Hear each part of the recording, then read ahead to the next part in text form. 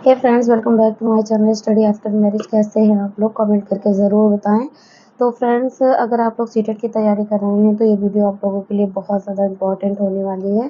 Friends, मैंने आप लोगों को एक दो दिन पहले मैंने आप लोगों को बताया था कि टैग वर्ड से कैसे अपने क्वेश्चन ज़्यादा से ज़्यादा क्वेश्चन सॉल्व कर सकते हैं।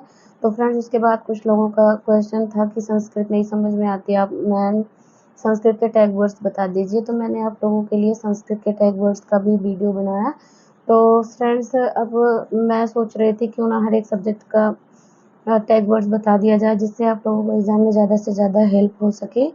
तो फ्रेंड्स, मैंने इसके पहले आपको कुछ टैग वर्ड्स बता दिए हैं जो सभी सब्जेक्ट में अप्लाई होंगे। उसके बाद फिर मैंने आप लोगों को कुछ टैग वर्ड्स क्या प्रॉपर टैग वर्ड्स बताए हैं जो संस्कृत के लिए हैं। और आज मैं आप लोगों के लिए सीटेट के लिए सीटेट में हिंदी के लिए टैग वर्ड्स बताने वाली हूँ, जो आपको सीटेट में जब आप हिंदी का पोर्शन करेंगे तो आपके लिए बहुत ज़्यादा हेल्पफुल होंगे और आप अपने सारे क्वेश्चन देखते ही सॉल्व कर पाएंगे। तो फ्रेंड, टैग वर्ड्स सीटेट के लिए बहुत ज़्यादा महत्वपूर्ण टॉपिक होता है। अगर आप लोगों ने टैग वर्ड्स अच्छे से देख लिए तो आप अपने आधे से ज़्यादा क्वेश्चन ऐसे ही सॉल्व कर पाएंगे। तो चलिए फ्रेंड्स, देख लेते हैं हिंदी के पॉजिटिव और नेगेटिव टैग वर्ड्स, जिन्हें देखते ही आप क्वेश्चन को अच्छे से सॉल्व कर पाएँ। तो फ्रेंड्स, उम्मीद करते हैं आप लोगों ने इसके पहले मैंने जो टैग वर्ड्स की वीडियो डाली हुई थी आप लोगों ने उसे देख लिया होगा। और अगर नहीं देखा है तो आप चैनल पर जाकर उसे ज़रूर देख लें, क्योंकि वह आपके सीटेट पेपर के 1 और पेपर 2 दोनों के लिए बहुत ज़्यादा महत्वपूर्ण हो रहा है। अगर आप लोग बार-बार सीटेट में 1-2 नंबर से रह जा रहे हैं तो आप लोग के लिए टैग वर्ड्स बहुत ज़्यादा हेल्पफुल साबित हो सकता है। तो फ्रेंड्स, चलिए आप लोगों को टैग वर्ड्स के माध्यम से हिंदी में कैसे क्वेश्चन करने हैं समझाने की कोशिश करते हैं।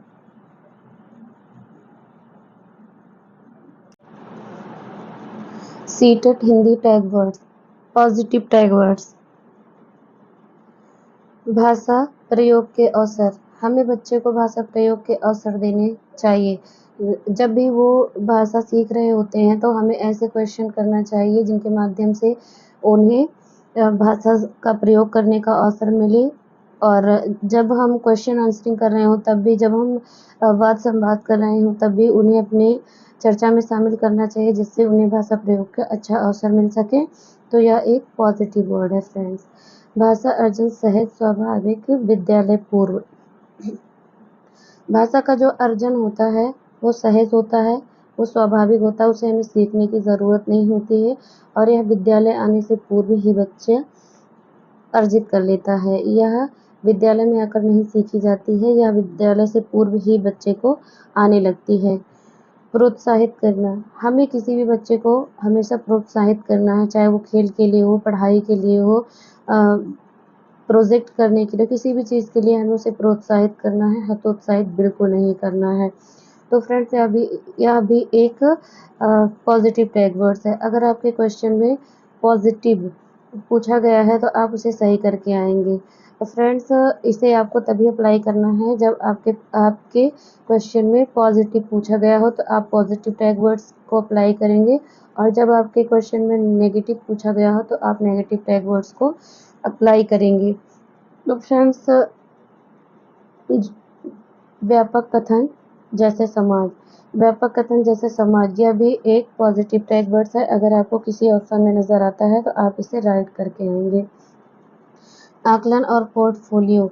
आकलन, बच्चे का आकलन करना और पोर्टफोलियो तैयार करना, यह बहुत ही महत्वपूर्ण पॉजिटिव वर्ड है, क्योंकि जब हम बच्चे का आकलन करते हैं और पोर्टफोलियो तैयार करते हैं तो हमें बच्चे को पूरी तरह से एनालिसिस कर सकते हैं। तो आपको यह भी जिस ऑप्शन में नज़र आता है, अगर आपके क्वेश्चन में पॉजिटिव पूछा गया है तो आप इसे राइट करके आएंगे। भाषा सीखने की क्षमता जन्मजात। Noam Chomsky.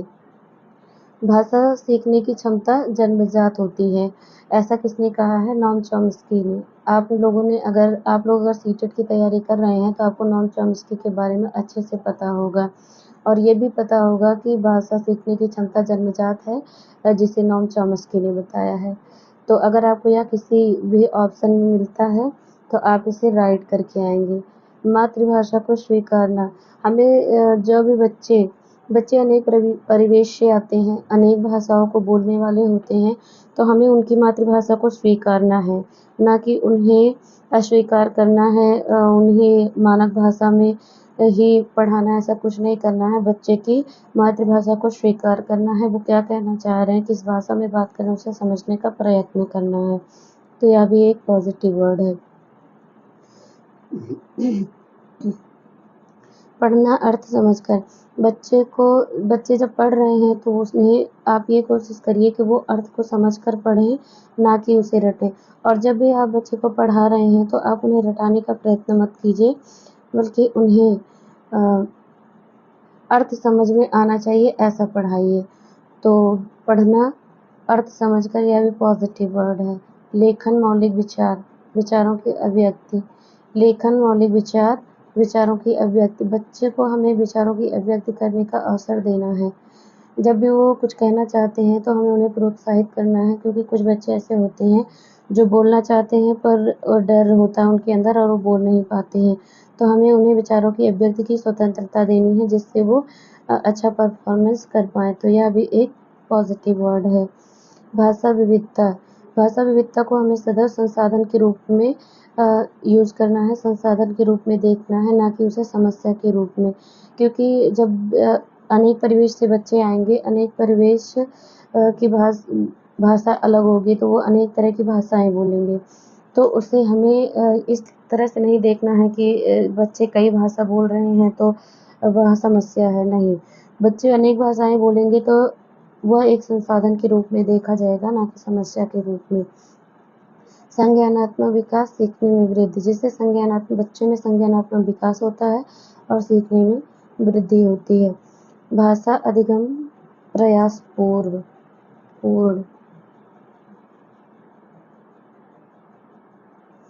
भाषा का जो अधिगम होता है वह प्रयासपूर्ण होता है।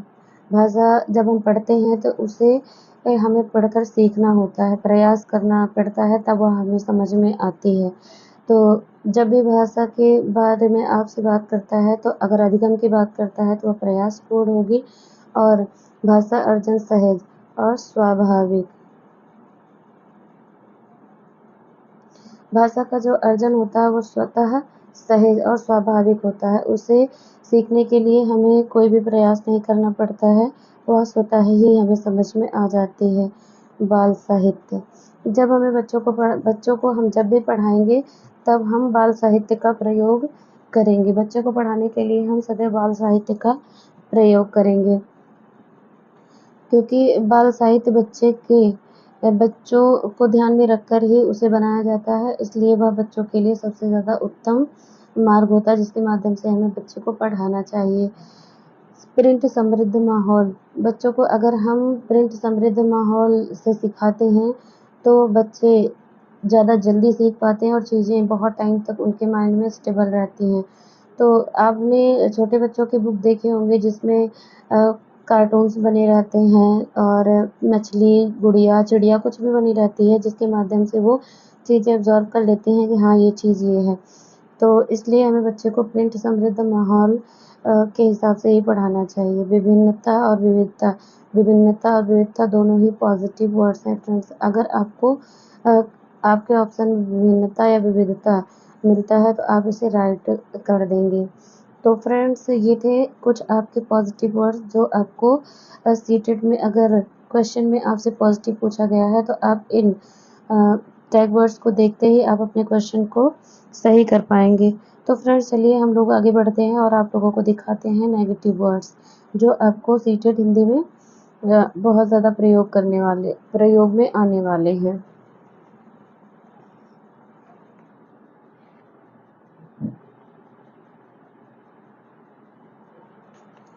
Negative tag words.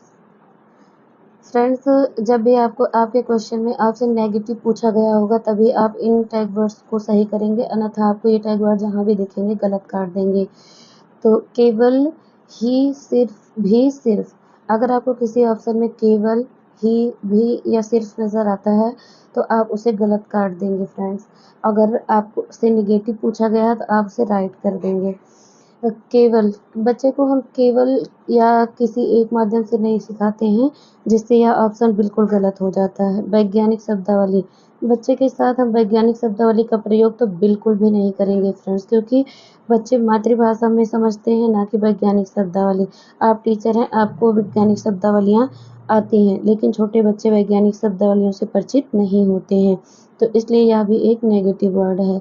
सुंदर लेखन या लिखावट या लेख, सुंदर लेखन की अगर हम उम्मीद छोटे बच्चों से करेंगे तो यह बहुत ही ज़्यादा गलत पॉइंट हो जाता है फ्रेंड्स, क्योंकि बच्चे जब छोटे होते हैं तो वो लिखना सीख ही रहे होते हैं, तो उनसे हम सुंदर लेख की तो उम्मीद बिल्कुल ही नहीं कर सकते हैं, तो यह भी एक नेगेटिव वर्ड है।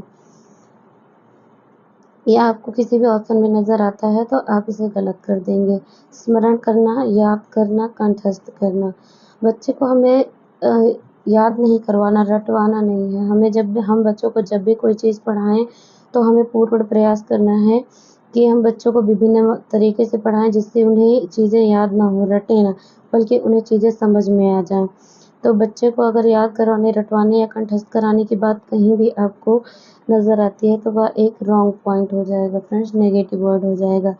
काव्यात्मक भाषा, बच्चे से हम काव्यात्मक भाषा में कभी भी ना तो बात कर सकते हैं, ना ही उसे पढ़ाएँगे, क्योंकि बच्चे छोटे होते हैं तो उन्हें काव्यात्मक भाषा बिल्कुल भी नहीं आती है, तो इसलिए यह भी एक नेगेटिव पॉइंट हो जाएगा। पाठ्य पुस्तक की ज्ञान पर बल, हमें बच्चे की पाठ्य पुस्तक की ज्ञान पर बल नहीं देना होता है फ्रेंड्स, क्योंकि बच्चे पाठ्य पुस्तक से ज़्यादा अपने आस-पड़ोस, अपने परिवार, अपने दैनिक जीवन की चीज़ों से सीखते हैं। तो इसलिए हमें जब भी उन्हें कोई चीज़ पढ़ाना है, तो उन्हें उनके दैनिक जीवन से जोड़कर पढ़ाना है, ना कि केवल पाठ्य पुस्तक के माध्यम से सिखाना है, तो यह भी एक गलत पॉइंट है। मानक भाषा पर बल, हमें बच्चे की मानक भाषा पर बल नहीं देना है फ्रेंड्स। मैं आपसे बार-बार कह रही हूँ, बच्चे को मानक भाषा पर बल बिल्कुल नहीं देना है। हमें बच्चे की सिर्फ़ और सिर्फ़ मातृभाषा पर बल देना है। जब मातृभाषा को समानता देना, मातृभाषा को महत्व देना है। मानक भाषा को का बच्चों के लिए कोई महत्व नहीं होता है, वो धीरे-धीरे सीखते हैं, लेकिन मातृभाषा वो घर से सीख कर आते हैं, तो इसलिए यह भी एक रॉन्ग पॉइंट है। बाधा और जटिलता, बच्चे को हमें कभी भी बच्चे के लिए हमें किसी भी तरह की बाधा या जटिलता उत्पन्न नहीं करनी है, जिससे उन्हें सीखने में अवरोध उत्पन्न हो, तो इसलिए यह भी एक नेगेटिव पॉइंट है। मातृभाषा को अनदेखा करना, फ्रेंड्स अगर आप हिंदी का पोर्शन कर रहे हैं, उसमें अगर मातृभाषा के बारे में आपको नॉलेज नहीं है, तो आपके पता नहीं कितने क्वेश्चन गलत हो जाएँगे। इसीलिए मैंने मातृभाषा और मानक भाषा को कई बार लिया है कि मैं आपको बार-बार वो चीज़ें बता सकूँ। मातृभाषा को हमें इग्नोर बिल्कुल नहीं करना है, अनदेखा नहीं करना है। हम क्योंकि बच्चों को हमें मातृभाषा के माध्यम से ही सिखाना होता है। तो फ्रेंड्स ये थे आपके कुछ नेगेटिव टैग वर्ड्स, जिन्हें आप अच्छे से देख लेंगे।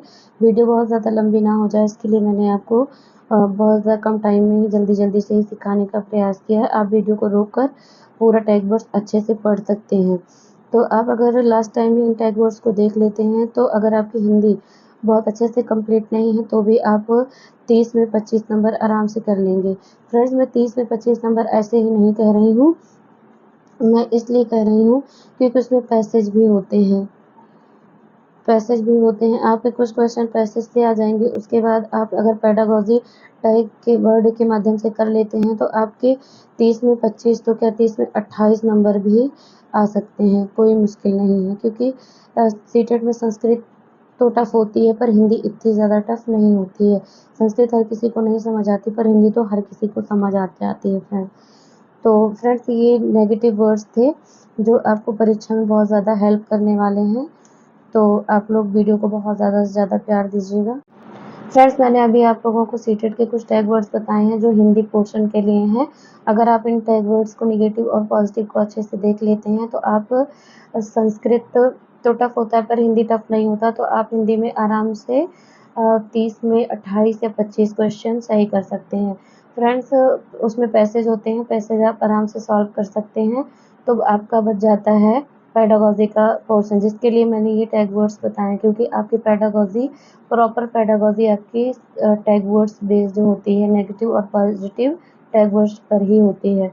तो फ्रेंड्स अगर आप लोगों ने पैसेज सॉल्व कर लिया, 13 से 14 नंबर का पैसेज का क्वेश्चन होता है, उसके बाद 15 नंबर का पेडागॉजी होता है। अगर आपने ये टैग वर्ड्स अपने पेडागॉजी पर अप्लाई किए तो आपके 28 नंबर आराम से आ जाएंगे फ्रेंड्स। मैंने भी सीटेट जब क्वालिफाई करना था मुझे, मैं भी पेपर देने वाली थी, तो भी मैंने भी इन्हीं सीटेट के टैग वर्ड्स को देखकर ही लास्ट टाइम में गई थी फ्रेंड्स। अगर अब आप लोगों के पास ज़्यादा टाइम नहीं है कि आपके जो टॉपिक छूट गए हैं आप उन्हें कवर कर सकें, आपके पास सिर्फ इतना ही टाइम है कि अब आप अच्छे से जो टॉपिक्स आपके क्लियर हैं उन्हें अच्छे से रिवीजन करें, क्योंकि अब एग्ज़ाम के मात्र 10 दिन बचे हुए हैं।